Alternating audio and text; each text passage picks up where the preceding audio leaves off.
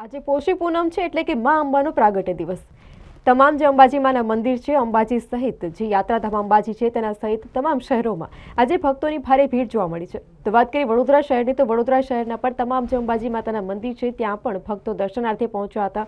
આજનો ખૂબ જ શુભ દિવસ એટલે કે પોષી પૂનમનો દિવસ છે અને તેને જ અંતર્ગત વડોદરાના અંબાજી મંદિર ખાતે પણ ભક્તોની ભીડ જોવા મળી હતી। જે ભક્તો છે તેઓ દર્શનાર્થે પહોંચ્યા હતા। આજે માતાની પોષી પૂનમ નિમિત્તે બર્થડે હોવાથી એટલે જન્મદિવસ હોવાથી અહીંયા 500-700 માણસનું દાળ ભાત શાક લાડુ જમણવાર છે અને સાંજે સખી મંડળનું ભજન છે અને ભક્તો આવીને દર્શન કરે, એમની માનતા પૂરી થાય એટલે ચુંદડી ચડાવે, ફૂલ હાર ને સાડી ચડાવે।